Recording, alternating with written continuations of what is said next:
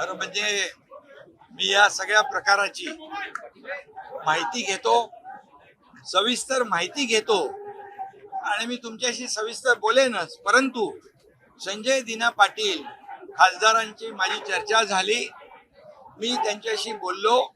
त्यांनी माझ्याकडे भावना व्यक्त केली की पत्रकारांच्या बद्दल चुकीचं वक्तव्य करण्याची माझी इच्छा बिलकुल नव्हती. मी पत्रकारांचा अपमान, हे पत्रकार आणि माझे संबंध चांगले राहिलेले आहेत. पत्रकारांच्या भावना दुखावण्याचा माझा कुठलाही हेतू नव्हता. परंतु दररोज जे कोणी काय त्याला म्हणतात, अरे जे रोज त्यांच्या विरोधामध्ये बोलतात, रोज त्यांच्या बद्दल अपशब्द काढतात, तोडून टाका, मारून टाका, तोडून टाका, घरात घुसा आणि अतिशय खालच्या दर्जाच्या नीच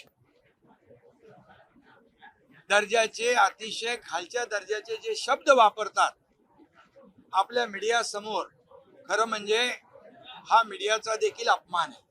किती वेळापासून काय काय बोलतायत तेही आपण पाहिलेलं आहे. याचा राग संजय पाटील यांच्या मनामध्ये आहे. त्या पत्रकारांच्या बाबतीमध्ये त्यांच्या मनामध्ये कुठलाही राग नाही आणि पत्रकारांच्या बाबतीमध्ये अशा प्रकारचं वक्तव्य कधी आम्ही कोणी लोकप्रतिनिधींनी करूही नये. आणि त्यामुळे मी त्यांना सांगितलेलं आहे की आपल्याकडून काही शब्द गेले असतील पत्रकारांचे अपमानजनक, तर आपण पत्रकारांशी बोलून दिलगिरी व्यक्त करू.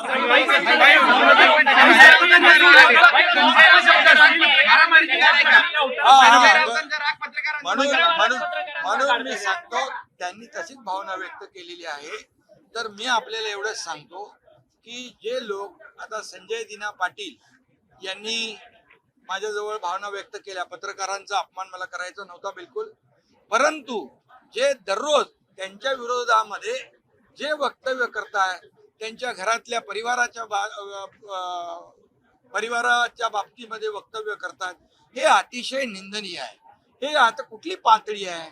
किती दिवस तुम्ही बघताय, अगदी 2022 पासून आपण काय भाषा, काय लोक वापरतायत.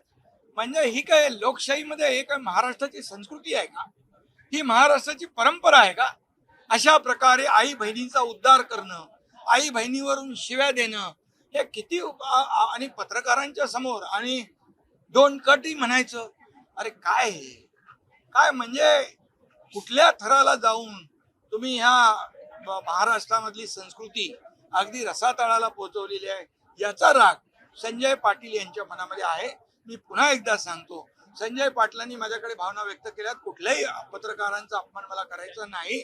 आणि त्यांना वाटतं या बाबतीमध्ये माझ्याकडून काही बोलणं अनावधानाने झालं असेल तर मी बिलकुल दिलगिरी व्यक्त करेन. अशा प्रकारचा माझी आणि त्यांची चर्चा झाली. आणि मी स्वतः सांगतो की पत्रकारांच्या बाबतीमध्ये कधीही लोकप्रतिनिधी असेल, आमचा विषय असेल, आपला पक्ष असेल, तर कधी कुठल्याही प्रकारचा अपमान, पत्रकार आणि लोकप्रतिनिधी हे आपण दररोज एक दुसऱ्याला पूरक आहोत.